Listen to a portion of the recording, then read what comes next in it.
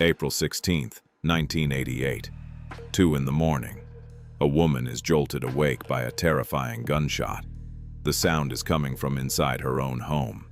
She finds herself in the hallway in an instant, her husband lying on the floor in a pool of blood while the video camera on his desk is still recording. The men who killed her husband are dressed in dark clothing, their faces covered and their weapons drawn. They lock eyes with the woman for a moment but do not fire at her, and within seconds they vanish. The raid lasted less than 3 minutes. The woman was Intisar al-Wazir. The man on the floor was her husband, Khalil al-Wazir, known to the world as Abu Jihad. He was the military commander of the Palestine Liberation Organization and the strategic architect of the uprising that was tearing through the occupied territories. He had been killed 2,000 kilometers from Israel, in a foreign country, inside his own home. A commando team had ended his life. The man's 2-year-old daughter, Nidal, stood at the edge of the doorway watching it all unfold. She would probably forget what she saw, but the operation that killed her father would become one of the most debated and consequential commando raids in intelligence history. And this operation did not begin in Tunis, nor on that April night. It began years earlier, with the decisions and desperation that turned a man into a target. To understand why Israel sent an assassination team to a country across the sea, why they killed this man, you need to understand who this man, Abu Jihad, was and why Israel feared him so deeply. Khalil Ibrahim al-Wazir was born on October 10, 1935 in the city of Ramla in what was then British Mandate Palestine. His childhood came to an abrupt end in 1948 when Israeli forces captured Ramla during the Arab-Israeli War and expelled the Palestinian population, an event that became known as the Lida Death March. Khalil was 12 years old. He walked for days with his family in the scorching summer heat, utterly wretched, carrying only what they could manage and leaving behind a home they would never see again. Their journey ended in the Gaza Strip, in a refugee camp surrounded by thousands of other families who had lost everything just as they had. This experience shaped everything Khalil al-Wazir would become. He grew up fast in Gaza.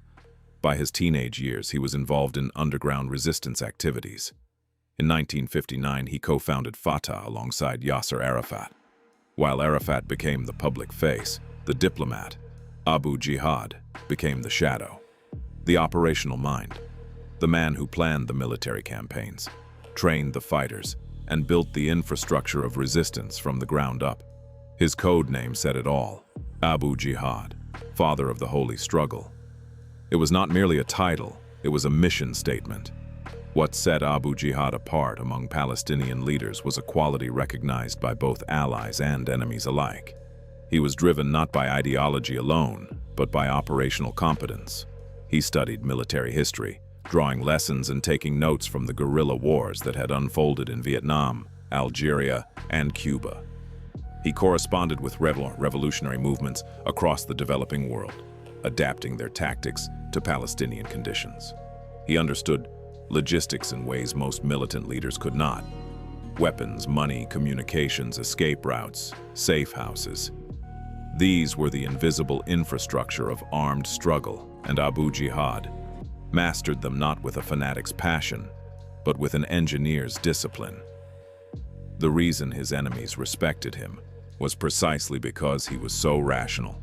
Rational adversaries are always the most dangerous. Throughout the 1960s and 1970s, Abu Jihad organized guerrilla operations against Israeli targets, from bases in Jordan, Lebanon, and later, Tunisia. He established training camps, recruited fighters, and developed a network of cells capable of carrying out attacks inside Israeli territory. He was methodical, patient, and pragmatic. Unlike some Palestinian factions that embraced spectacular terrorism, Abu Jihad focused on sustained military pressure. He was under the surveillance of Israeli intelligence from the very beginning. His name first appeared in Mossad's files in 1965, the year Fatah carried out its first armed operation against Israel. By the 1980s, Abu Jihad had become the most dangerous and boldest man in the Palestinian movement. Arafat was the politician. Abu Jihad was the general. And generals, in the calculus of intelligence warfare, are legitimate targets. Then December 1987 came and everything changed. A traffic accident at the Erez checkpoint in Gaza killed 4 Palestinian workers and triggered something no one had foreseen. The First Intifada erupted across the occupied territories. Palestinian youth poured into the streets, hurling stones at Israeli soldiers. The images that spread around the world transformed the Palestinian cause in the eyes of international public opinion. And the most important person behind the uprising was none other than Abu Jihad himself. Israeli intelligence intercepted communications, revealing that Abu Jihad was directing the Intifada from his home in Tunis. He was coordinating local committees, distributing funds, issuing tactical instructions through couriers, and maintaining a command structure that gave the uprising coherence and staying power. He understood something that very few grasped at the time. The Intifada's power lay not in its violence, but in its imagery. Palestinian children facing tanks with stones, mothers weeping over their arrested sons, the daily theater of occupation, made visible to the world through television cameras. Abu Jihad shaped that theater with a military commander's instinct and a chess player's patience. His method was deceptively simple. He divided the occupied territories into sectors, each managed by a local coordinating committee. These committees organized strikes, procured medical supplies for the wounded, distributed food during curfews, and ensured the uprising maintained its momentum even when individual leaders were arrested. The system was decentralized by design. If one committee was dismantled, the others continued their operations. If one leader was imprisoned, another stepped forward to carry on. Abu Jihad had built an insurgency structure that could withstand the loss of any component except himself. This was unacceptable for Israel. The Intifada was not just a security problem. It was an existential political crisis. And at the center of the machine that kept it running sat a single man, working from a villa in a quiet Tunisian village. The decision to assassinate Abu Jihad was made at the highest level. Defense Minister Yitzhak Rabin personally approved the operation. Prime Minister Yitzhak Shamir gave his consent. Mossad Director Nahum Admoni oversaw the intelligence preparations. IDF Chief of Staff Dan Shomron coordinated the military elements. The consensus was unanimous. Abu Jihad had to be eliminated, and the window of opportunity was narrow.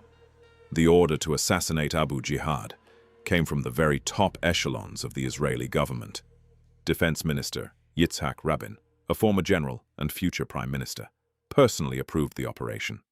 Prime Minister Yitzhak Shamir, himself a former member of pre-state Jewish paramilitary organizations that had conducted assassinations against British officials, gave his consent. The head of Mossad, Nahum Admoni, oversaw the intelligence preparations, and IDF Chief of Staff Dan Shomron coordinated the military components.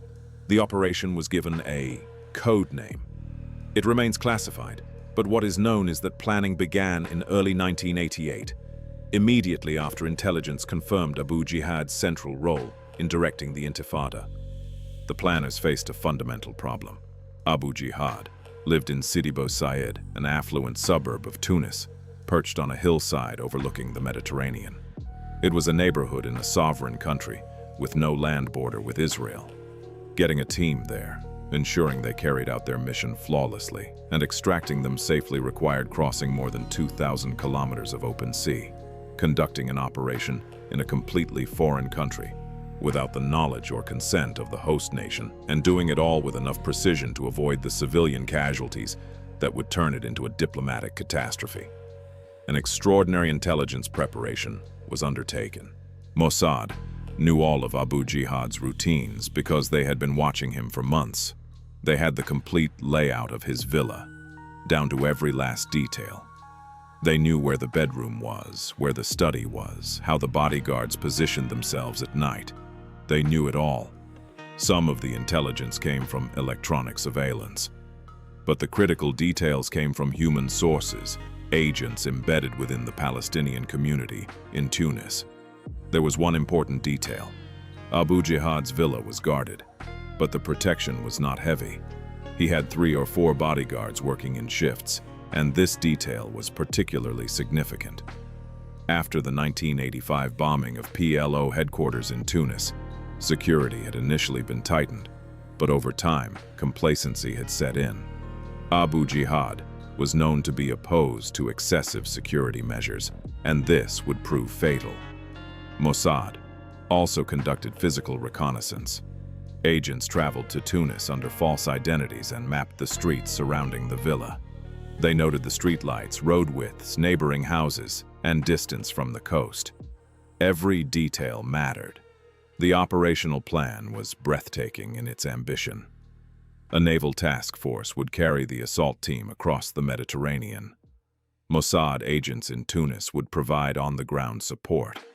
The commandos would land on a beach, be picked up by pre-arranged vehicles, drive to the target, carry out the assault, and return to the beach for extraction.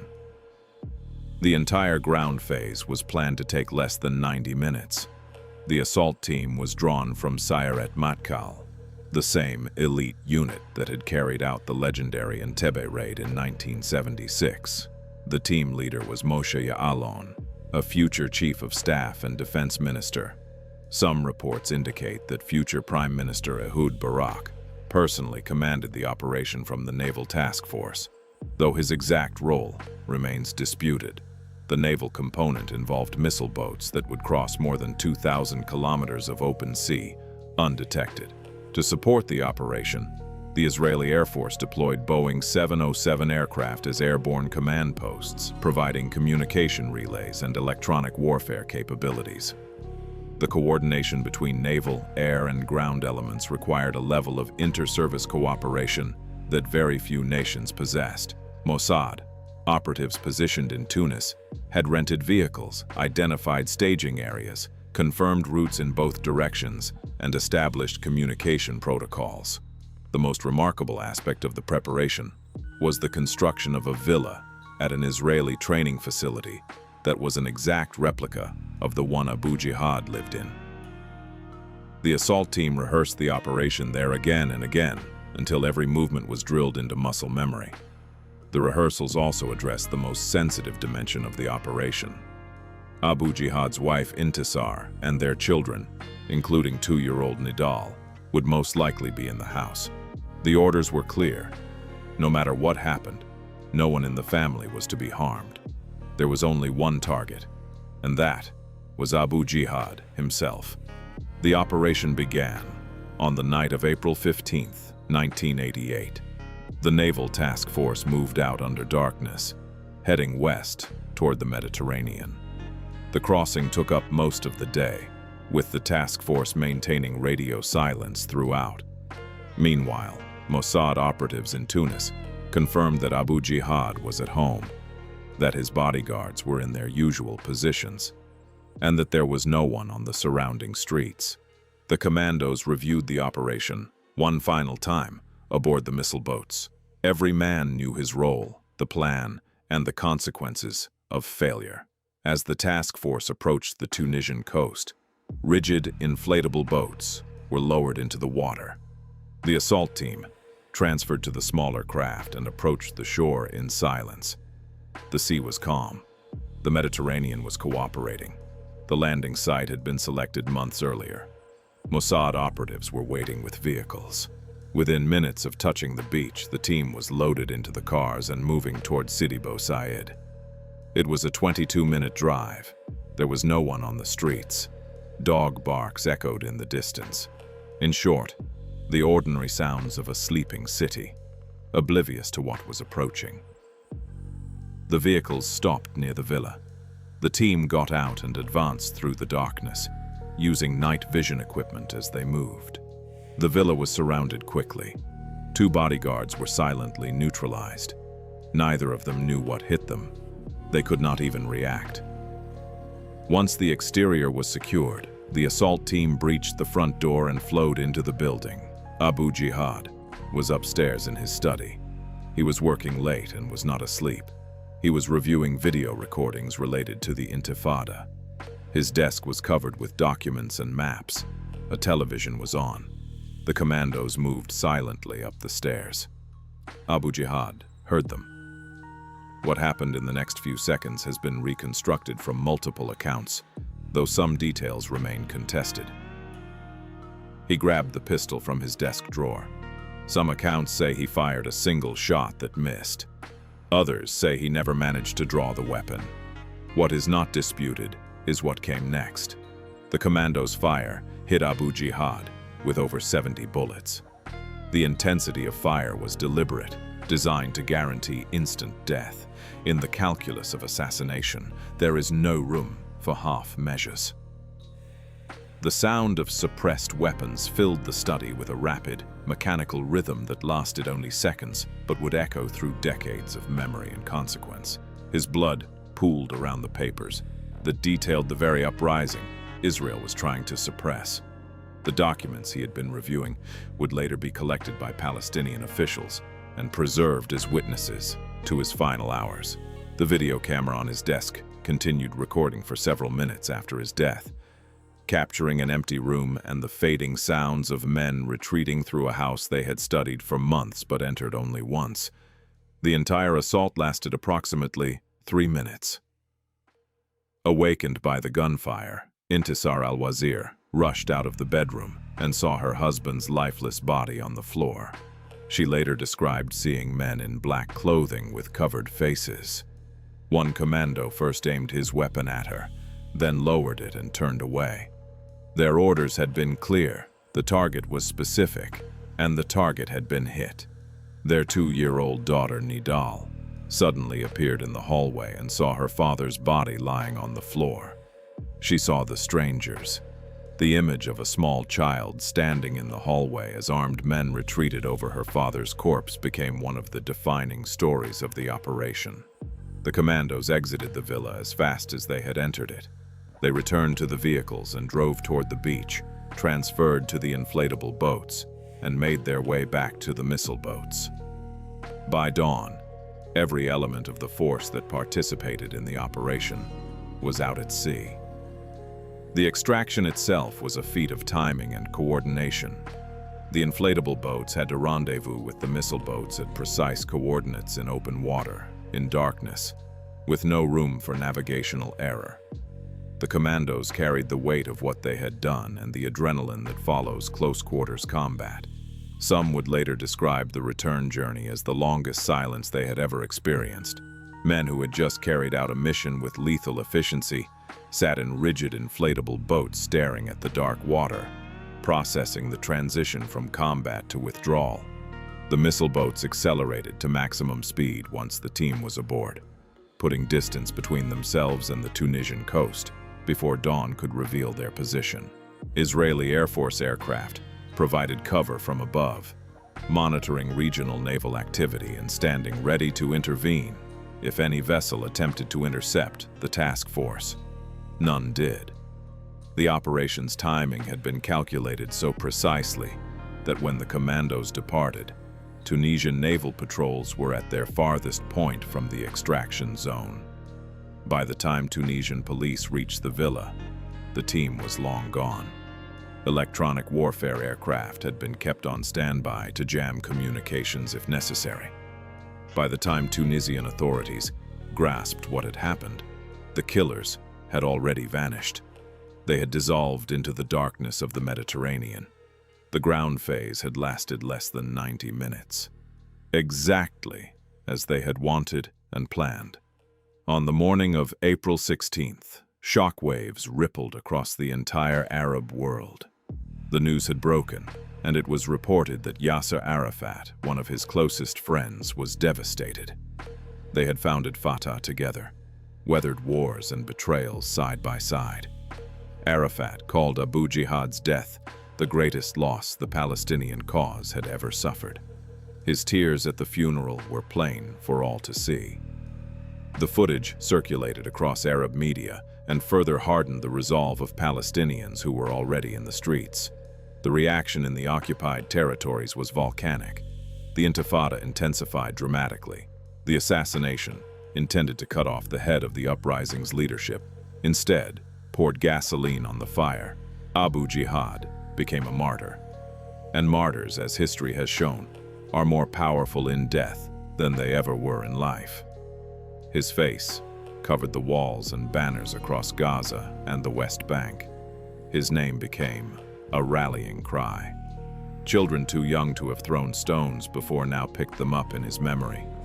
The uprising that Israel had hoped to weaken by killing its architect found new purpose in his death. Across the Arab world, governments issued condemnations while privately acknowledging what everyone understood. Israel had demonstrated a capability that no amount of diplomatic protest could undo. The psychological impact extended beyond Palestinian circles. Other non-state actors, other militant leaders operating from exile, now understood that distance from Israel was not the same as safety. Tunisia condemned the assassination in the harshest terms, calling it a violation of sovereignty. The United Nations Security Council adopted Resolution 611, condemning the aggression. The United States abstained rather than vetoing, a signal of discomfort that fell short of condemnation. The international reaction underscored the tension between security imperatives and legal norms that defined targeted killing as a tool of statecraft. Israel's unspoken position was that Abu Jihad was a military commander directing attacks and that his elimination constituted legitimate self-defense. Critics argued that extrajudicial killing violated international law and sovereignty in equal measure. Within Israel, the operation was celebrated quietly. It was a complex operation carried out thousands of kilometers away, with zero casualties and minimal damage. The message was perfectly clear. Whoever threatens Israel is absolutely not beyond reach or untouchable. Yet, the tactical success concealed a harder question. Did the assassination achieve its objectives? In the short term, PLO coordination suffered temporarily. Some operations were delayed, but the Intifada continued for years, driven by forces deeper than any single leader. New leaders emerged. Local committees proved resilient, and the fury generated by the assassination itself became a recruitment tool. The operation had political consequences as well. The image of Intisar al-Wazir, a widow who had witnessed her husband's murder, became a powerful symbol. In the years that followed, she became one of the most prominent women in the Palestinian cause. For the commandos, the operation existed on an entirely different plane. They were soldiers carrying out a mission. Their world was concrete. The weight of equipment, the angle of approach to a doorway, the sound of suppressed fire. They had been given a target and a plan, and they executed both with professionalism. Yet even among professionals, operations like these leave marks. It has been reported that one member of the assault team described the operation years later in terms devoid of any sense of triumph. He spoke of the smell of the house, the sound of a child crying, the strangely domestic details that surrounded the violence. A kitchen table set for breakfast, children's toys in the hallway. He described feeling not satisfaction, but a hollow awareness that what he had done was simultaneously necessary and terrible. After Abu Jihad's death, his place was never truly filled. A massive void formed in the position he had occupied. Arafat assumed more direct control, but he lacked Abu Jihad's military expertise. The PLO's military capabilities gradually declined, though many factors beyond the loss of a single man contributed to this. The First Intifada eventually led to the Oslo Accords in 1993. Some analysts argue that Abu Jihad's presence would have strengthened opposition to negotiations. Others suggest he might have supported them from a position of military credibility. The question is unanswerable. But what can be said with certainty is that his death altered the internal balance of the Palestinian movement. Without Abu Jihad's military authority to anchor the debate, the PLO increasingly split between those who embraced diplomacy and those who rejected it entirely. The middle ground, The strategic pragmatism that Abu Jihad represented eroded. What replaced it was a fractured leadership in which politicians and militants operated in separate spheres, unable to coordinate the kind of unified strategy that Abu Jihad had sustained through the force of his competence and personal authority. The irony was not lost on historians. Israel killed Abu Jihad to damage or weaken the Palestinian movement. In the short term, it may have succeeded. In the long term, it contributed to the fragmentation that made finding a coherent peace partner all the more difficult.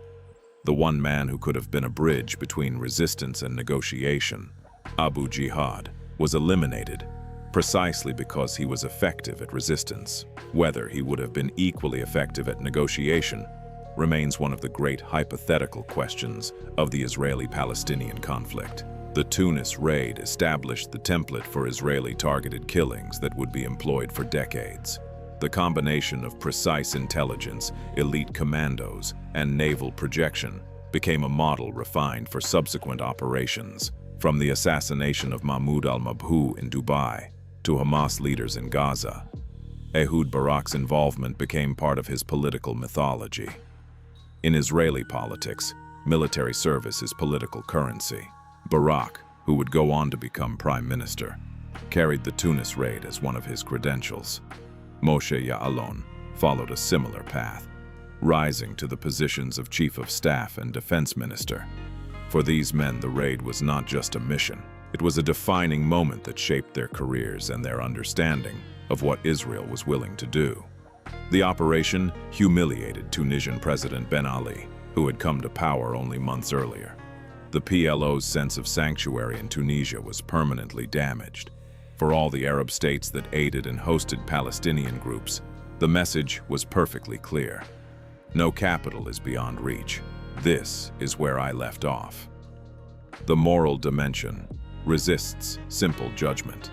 Supporters pointed to Abu Jihad's direct role in attacks that killed Israeli civilians, arguing that his elimination was a legitimate act of war. Critics drew attention to the extrajudicial nature of the killing.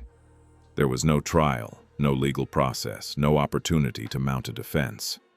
The decision was made in secret by officials who simultaneously served as prosecutor, judge, and executioner. The truth exists in the uncomfortable space between these positions. Abu Jihad was not an innocent man. He planned operations that destroyed lives. His existence was a threat and he needed to be removed. But the method matters. The precedent that a state can send armed men to another country to kill someone it designates as a threat, without judicial process, without accountability, carries implications far beyond any single case.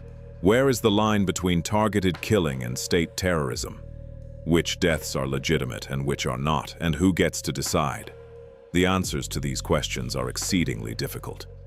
Intisar, al-Wazir, buried her husband and carried his legacy forward. She became a political figure. The small child from that hallway, Nidal, grew up in the shadow of her father's murder.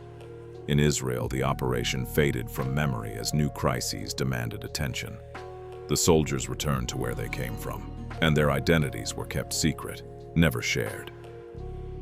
Abu Jihad's villa in Sidi Bou Said still stands. Tourists walk the narrow streets, photographing the picturesque architecture, unaware of what happened behind one of those blue doors. No plaque marks the spot. In the physical landscape, the assassination left no trace. It lives only in memory. The broader legacy is written in the policies that followed. Israel continued similar killings throughout the 1990s and 2000s.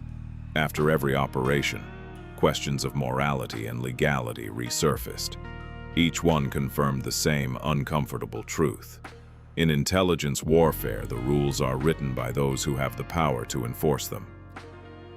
What happened in that villa on the night of April 16, 1988, was not merely a military operation.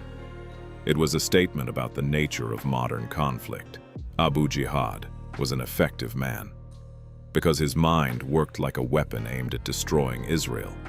Because in the cold arithmetic of intelligence warfare, one man's brain can be worth more than an army's arsenal, and the only way to take it out of commission is to stop it permanently.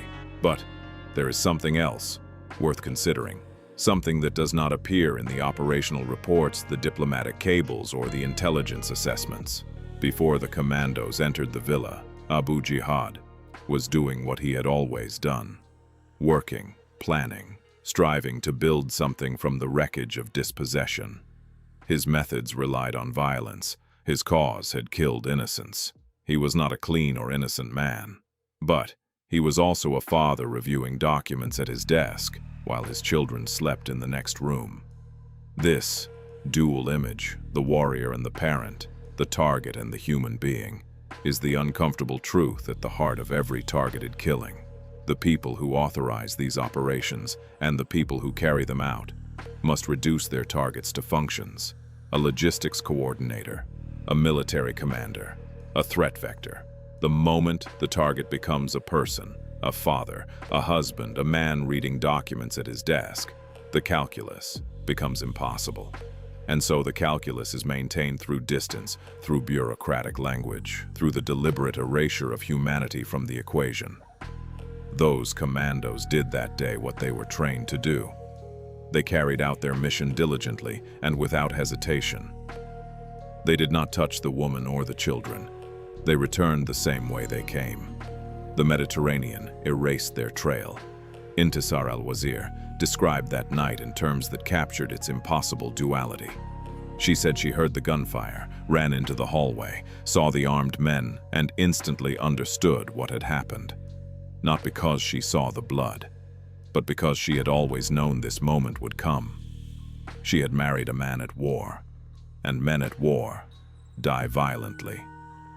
The only question had always been, when? This awareness, the knowledge that violence is not an interruption of normal life, but its constant companion, is perhaps the truest legacy of operations, like the one that killed Abu Jihad. For the families, for the soldiers, for the intelligence officers, and for the leaders who authorize these missions, violence is not the exception. It is the rule, and the elaborate machinery of assassination exists to impose order on that violence, to make it precise, to make it clean, to make it look from a sufficient distance like something other than what it is. But up close, in a hallway at 2 in the morning, with a dead man on the floor and a child in the doorway, it looks like exactly what it is. And no amount of operational brilliance can change that. Decades have passed since that night. The conflict that produced it continues. New generations have been born into the same grievances, the same fears, the same cycles of violence and retaliation.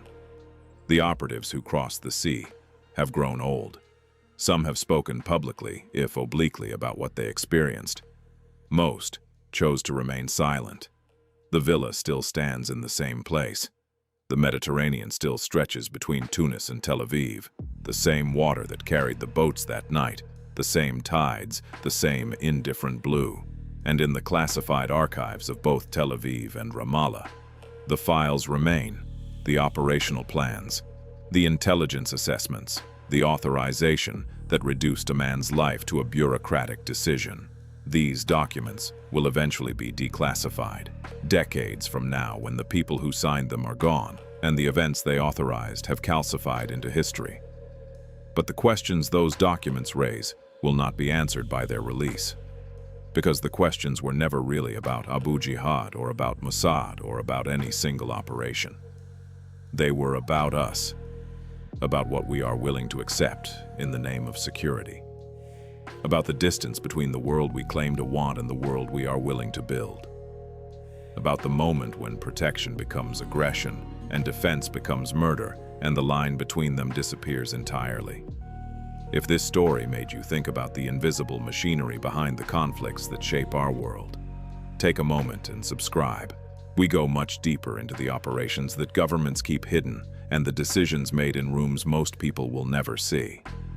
If you believe these stories deserve to be told in all their complexity, hit the like button, and we leave you with a question worth pondering. When a state decides that one person must die to protect many, who truly bears the weight of that decision?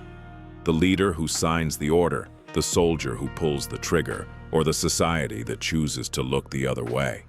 Leave your answer in the comments. See you in the next one.